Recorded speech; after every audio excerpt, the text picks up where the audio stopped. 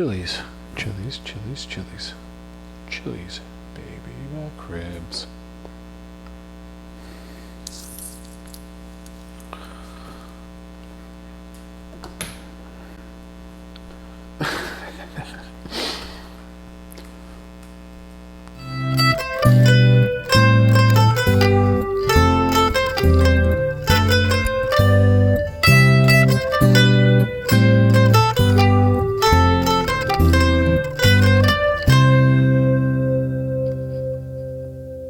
Welcome back to the kitchen. Tonight we're going to be making new enchiladas.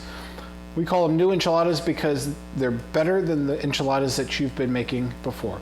I guarantee it. And what makes them better is that we're building a sauce that's largely built on dried chilies. So I have some pasillas, some dried anchos, and some ají amarillos. If you're in Kansas City, I got these from Savory Spice in Brookside. You can order from them online. Wonderful. They carry a wide range of things. And if anyone from Savory Spice happens to be watching this, I'll take a sponsorship. So what we'll do is we're going to take the stems off of the peppers and we'll simmer them in either hot water. I'm going to do chicken stock just to add a little bit extra flavor. And then we'll blend them and we'll use some of it to marinate our chicken overnight. And then the rest of it we'll use as a sauce to cook the chicken in and then smother our enchiladas in later. A little bit more of a time-consuming dinner. I would set aside at least an hour to do this, but it's very much worth it. If you're looking to up your enchilada game, it's the way to do it. We're also going to be making some garlic cumin black beans to serve with some rice on the side. So this is going to be a bit more of an all-encompassing video. So it might be a little bit longer, not quite as long as the red beans and rice, but if you stick around and you try it out, I think you'll enjoy it, and let me know in the comments below. So let's get to making some enchiladas. So I have some chicken stock here warming up over medium heat. I've already added 4 cloves of smashed garlic, and then I'm going to add 2 of each pepper, 1 ancho, 1 pasilla, and 1 of the ají amarillos until they rehydrate. It'll probably take about 20 minutes. After they rehydrate and they get nice and soft, I'm going to add them to a blender. If you have an immersion blender, that should work as well. It might get a little bit chunkier. It'll work just fine. You can, if you want, take the seeds out. These peppers are pretty mild in heat, super intense in flavor. So I just left the seeds in, and really, they weren't too bad. After it's blended, just transfer it to a heat-proof container and cool down. Now, my heat-proof container just so happens to be a old yogurt tub. Anything works fine. Here I'm just going to add the sauce to the pot. You can see it's thick from the chicken stock, which we'll get to here in a second. But some of this I did, as you can see in the back, take and marinate my chicken thighs in it overnight. As the sauce is heating up, I'm going to start with some chicken fat that I saved from chicken stock, which again will be a video that's coming up here in the next week. But I'm going to use that to add some flavor to my beans. Here I have 3 cloves of garlic finely chopped, and then I added 2 teaspoons of whole cumin seeds. And as that chicken fat starts to heat up, I'm going to toast my cumin seeds and saute my garlic in it. Again, it's just to develop flavor. It's going to make your beans better. And this is going to be a wonderful little side dish to go with your enchiladas. So 2 cans of black beans, drained and rinsed, added to the pot. And then I'm going to add a cup of chicken stock. It's going to be chunky. It's going to look a little weird, but this is homemade chicken stock. It's chunky because I've gotten a lot of the gelatin out of the chicken that I used to make the chicken stock, When you watch the video that's coming up, it'll all be explained, but it's supposed to look like this. Nothing has gone wrong. It's perfectly normal. Nothing to be worried about. If you just have boxed store-bought chicken stock, that's perfectly fine. If you have water and bouillon cubes, again, perfectly fine. Use what you have. We're just trying to take our beans and add some flavor to them, make them better. So again, as that sauce for the chicken is warming up, I'm going to simmer these beans in the chicken stock and then our seasonings. It's probably going to take about half hour in all, but I'm just going to let them go and do their thing.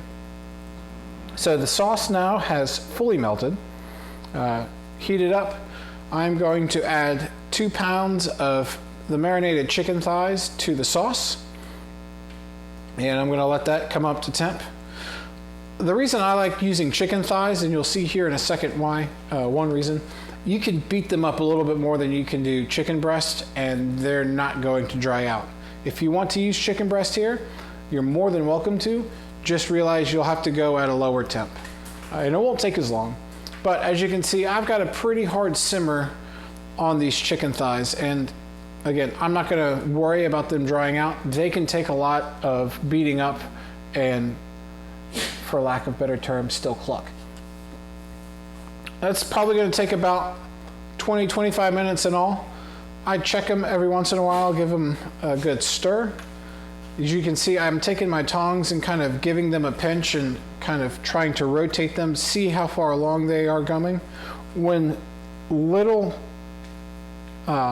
resistance starts to tear them, like right there, then they're done. So what we'll do is then transfer them. We'll take them off the heat and we'll transfer them onto a plate. And this plate was comically small, as you're about to see here in a minute. But we'll transfer them onto a plate, and then we're going to take our fork, or in this instance, our meat claws, and we're going to shred the chicken finely. And as you can see, this plate was way too small. Anything bigger would have been a lot easier. Maybe even just the cutting board would have been better. But once I get these all shredded up, I'm going to add them back to the pot. We'll keep them warm there until everything else is ready. Again, we have our rice simmering, our beans simmering away.